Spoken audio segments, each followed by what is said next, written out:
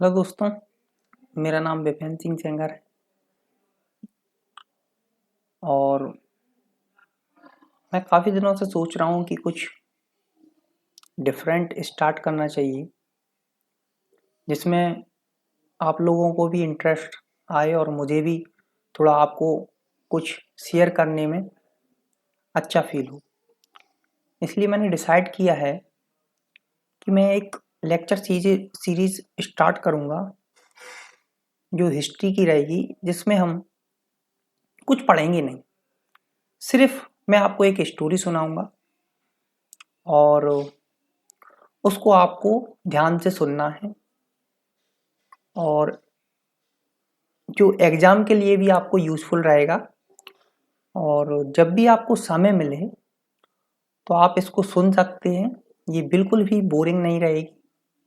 इसमें सिर्फ हम चर्चा करेंगे जो इम्पोर्टेंट इवेंट्स हैं हिस्ट्री के, उसमें मैं आपसे सिर्फ बात करूँगा और आपको एक स्टोरी फॉर्मेट में उसको सुनाऊँगा। यहाँ पे कोई पेन पेपर पेंसिल का यूज़ नहीं होगा। मैं सिर्फ आपको एक स्टोरी के माध्यम से आपको याद कराने की कोशिश करूँगा कि भारत का इतिहास कैसा रहा है, कौन कौन लीडर रहे हैं, हमारे जो फादर ऑफ नेशन हैं महात्मा गांधी जी, उनके बारे में बताऊँगा। और इस वीडियो में ख़ास तौर पर मैं महात्मा गांधी के बारे में चर्चा करूँगा। तो दोस्तों स्टार्ट करते हैं। जैसा कि आप सब जानते हैं कि महात्मा गांधी जी का जन्म 2 अक्टूबर 1869 को पोरबंदर गुजरात में हुआ था। काठियावाड़ डिस्ट्रिक्ट थी और उनका जो पूर्ण नाम था वो मोहनदास करमचंद गांधी था। उनके जो पिताजी थे वो एक दीवान थे स्टेट के, और गांधी जी ने जो अपनी स्टडी थी वो इंग्लैंड में कंप्लीट की थी। 1898 में क्या हुआ कि गांधी जी को कुछ काम से एक क्लाइंट के लिए, क्योंकि ये लॉयर थे, तो इनके एक क्लाइंट थे दादा अब्दुल्ला, उनका एक केस था, उसको लड़ने के लिए गांधी जी अफ्रीका चले जाते हैं और वहीं पर सेटल हो जाते हैं। सेटल क्यों हो जाते हैं उसके पीछे एक कारण था, क्योंकि गांधी जी का जो नेचर था वो बचपन से ही थोड़े सत्यवादी टाइप के थे। उनको बुराइयां बर्दाश्त नहीं होती थी और वो सत्य की खोज में रहते थे हमेशा। तो जब गांधी जी साउथ अफ्रीका पहुंचे तो उन्होंने देखा कि जो वहां पर जो ब्रिटिशर्स हैं वो व्हाइट सुप्रीमेसी को इम्पोज कर रहे हैं और जो एशियंस थे, जिसमें इंडियंस थे और डिफरेंट कास्ट के लोग भी थे, हिंदू थे, मुस्लिम थे, पारसी थे, और अफ्रीका के जो अफ्रीकन्स थे, क्योंकि अफ्रीकन्स एक इक्वेटोरियल कंट्री होने के कारण वहाँ पर जो लोग हैं वहाँ पर ब्लैक जो स्किन कलर उनका होता है वो थोड़ा डार्क होता है। ब्लैक तो नहीं कहेंगे, डार्क होता है। तो उसकी वजह से उनको एक तरह से कह सकते परेशान किया जाता था, चाहे वो कौन सा भी क्लास हो, चाहे मर्चेंट क्लास हो, लेबर क्लास हो या अदर कोई क्लास हो। तो गांधी जी वहां पर रुक जाते हैं। अब क्योंकि उन्होंने निर्णय ले लिया था कि वो साउथ अफ्रीका में रुकेंगे और इंडियन वर्कर्स को इकट्ठा करेंगे, एक साथ जोड़ेंगे और उनके अधिकारों के लिए वहां पर लड़ाई शुरू करेंगे। गांधी जी 1914 तक अफ्रीका में रुकते हैं, फिर 1915 में वो भारत आ जाते हैं। लेकिन उससे पहले गांधी जी एक ऐसा बैकग्राउंड बना के आते हैं अफ्रीका में अपनी इमेज ऐसी सेट कर देते हैं कि जब वो भारत आए तो उससे पहले जो ब्रिटिश थे वो पहले से ही असमंजस में भी थे और डर में भी थे, क्योंकि गांधी जी सक्सेसफुल रहे थे। अपने जो सत्याग्रह उन्होंने किया था अफ्रीका में, उसकी हम अभी चर्चा करते हैं। सत्याग्रह किए थे, उससे डरे हुए थे। तो अपन पहले बात करते हैं कि अफ्रीकन सोसाइटी जो थी, जो साउथ अफ्रीका की जो सोसाइटी थी, उसमें 3 कैटेगरी के होते थे लोग। पहले तो वो होते थे जिन्हें इंडेंचर्ड इंडियन लेबर कहा जाता था, जिन्होंने ठेका लिया है, जो काम कर रहे हैं, और जो मेनली साउथ इंडिया से होते थे। दूसरा जो कैटेगरी थी वो थे मर्चेंट्स। अच्छा, फर्स्ट कैटेगरी में मैं ये बताना भूल गया कि जो फर्स्ट क्लास था, ये वो लोग थे जो साउथ अफ्रीका 1890 के बाद शुगर प्लांटेशन में काम करने लगे थे। और जो सेकंड जो कैटेगरी थी वो थी मर्चेंट्स। ये मेनली मुस्लिम्स होते थे जो लेबर क्लास का काम करते थे। और जो थर्ड कैटेगरी थी वो थी इंडेंचर्ड लेबर, जो सेटल हो चुके थे अपने बच्चों के साथ साउथ अफ्रीका में। उनके जब जो कॉन्ट्रैक्ट्स थे वो एक्सपायर हो गए थे, तो वो वहां पर रहने लगे थे। क्योंकि ये जो इंडियंस थे इलिटरेट थे, पढ़े लिखे नहीं थे, कोई उनको नॉलेज नहीं थी इंग्लिश की, तो उन्होंने क्या मान बैठे थे, वो ये मान बैठे थे कि ये तो हमारे जीवन का हिस्सा बन गया है। और वो इस चीज को, जो डिस्क्रिमिनेशन होता था रेशियल, उसको फेस करते थे और उसको उन्होंने अपने डेली लाइफ का पार्ट मान लिया था। ये जो इंडियन इमिग्रेंट्स थे, बहुत सारी अयोग्यताओं के साथ इनको जीना पड़ता था। उनको वोट का अधिकार नहीं था, और यहां तक कि उनकी जो लोकेशन थी रहने की, जो लोकेलिटी थी, उसको एक निश्चित एरिया में कह सकते हैं प्रिवेंट कर दिया था, प्रिस्क्राइब्ड कर दिया था कि आप इस एरिया से बाहर नहीं रह सकते।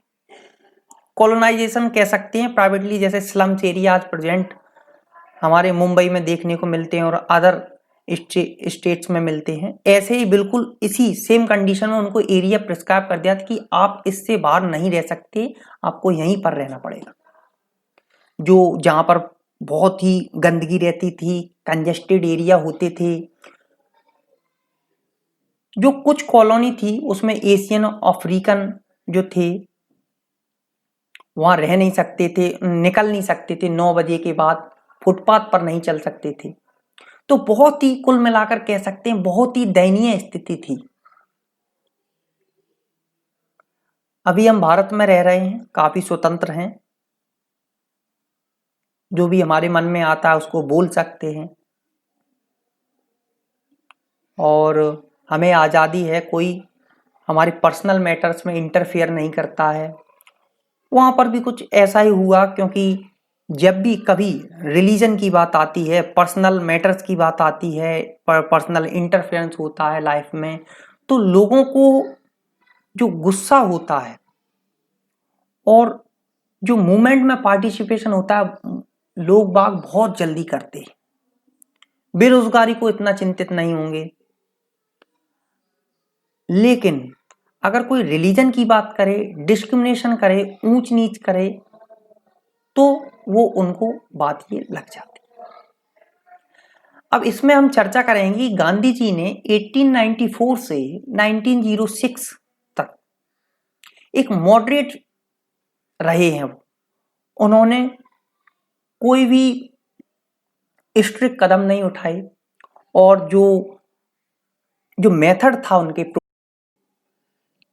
जो मेथड था उनके प्रोटेस्ट का वो क्या था? वो जो साउथ अफ्रीका से जो ब्रिटेन में अथॉरिटी बैठी थी उनको पेटिशन भेजते थे, मेमोरियल्स भेजते थे और वो आशा करते थे कि शायद कभी ये हमारी बात सुने, जो बुरी स्थिति है भारतीयों की उसके बारे में वो स्टेप उठाएं और उसका निवारण करें। क्योंकि जो भारतीय थे वो फाइनली ब्रिटिश के सब्जेक्ट तो थे ही, क्योंकि इंडिया कॉलोनी थी। इसके लिए गांधी जी ने पूरे भारतीय समुदाय को इकट्ठा करने के उद्देश्य से नाटल इंडियन कांग्रेस की स्थापना की और उन्होंने एक पेपर भी स्टार्ट किया जिसका नाम था इंडियन ओपिनियन, जिससे कि लोगों में जागरूकता बढ़े। ब्रिटिश अथॉरिटी तक जो गांधी जी हैं या उनके साथ जो लीडर्स रहे हैं उनकी बात को आगे बढ़ाया जाए और जो भारतीय हैं या अफ्रीकन्स हैं उनकी स्थिति में सुधार। दूसरा फेज है, ये फेज था 1894 से 1906। जो सेकेंड फेज है वो 1906 से 1914 तक रहा, जिसको पैसिव रेसिस्टेंस कहते हैं और सत्याग्रह। इस फेज में क्या होता है, इसकी शुरुआत 1906 से होती है और इसमें क्या होता था कि पैसिव रेसिस्टेंस और सिविल डिसोबीडियंस, हम अहिंसा नहीं करेंगे, हम हिंसा नहीं करेंगे, अहिंसात्मक तौर पर हम आपके कार्य में सहयोग भी नहीं करेंगे और काम भी नहीं करेंगे, अगर कोई वर्क है कॉन्ट्रैक्ट है उसको नहीं लेंगे। तो ये क्या हो गया, कोई प्रोटेस्ट के तौर पर हम उनसे लड़ाई नहीं करेंगे, झगड़ा नहीं करेंगे, विरोध नहीं करेंगे, बस हम कुछ करेंगे नहीं, शांति से बैठ जाएंगे। तो इसे गांधी जी ने नाम दिया सत्याग्रह। इसके बाद हम बात करते हैं कि जो सत्याग्रह हुए इससे क्या फायदा हुआ, गांधी जी ने क्या अचीवमेंट्स गेन किए।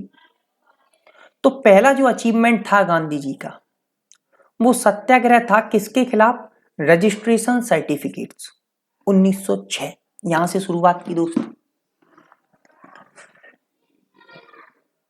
साउथ अफ्रीका में ये कंपलसरी कर दिया गया, एक कानून लाया गया कि जो भारतीय हैं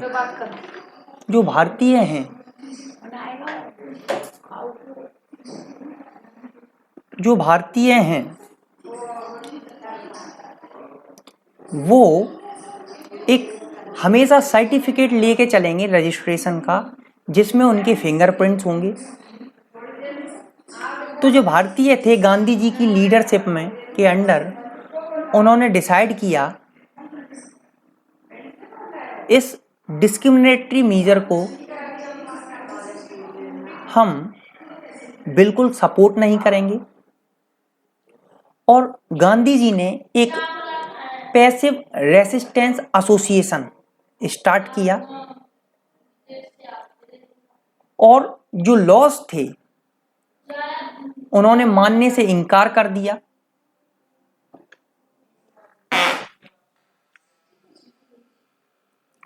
और जो पेनल्टीज लगाई जा रही थी उससे जो सफरिंग्स या प्रॉब्लम्स हो रही थी उसको बिल्कुल स्वीकार नहीं करेंगे। और इसी से सत्याग्रह का जन्म होता है और सत्य के लिए जो भक्ति होती है वो जागृत होती है। ये जो टेक्निक थी विरोध करने की, प्रतिरोध करने की, इसमें बिल्कुल भी हिंसा का प्रयोग नहीं करना था।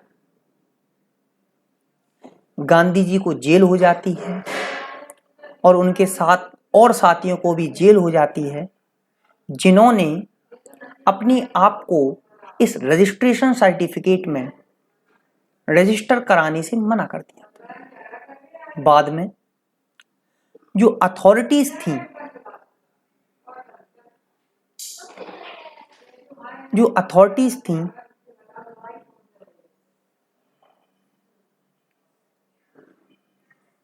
वो गांधी जी की बात से एग्री होते हैं।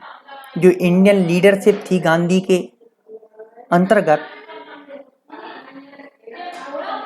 तो जब गांधी जी को अरेस्ट कर लिया जाता, क्यों माने ये लोग, जब गांधी जी को अरेस्ट कर लिया जाता है तो जो इंडियन थे वहां पर, वो पब्लिकली जो रजिस्ट्रेशन सर्टिफिकेट थे उसको जलाने लगते हैं। इससे जो साउथ अफ्रीकन गवर्नमेंट थी वो बहुत ही बुरी स्थिति में आ जाती है और इस कॉम्प्रोमाइज सेटलमेंट को खत्म कर देते हैं। नेक्स्ट अगर दोस्तों बात करें, दूसरा कैंपेन जो था वो रजिस्ट्रेशन ऑन इंडियन माइग्रेशन।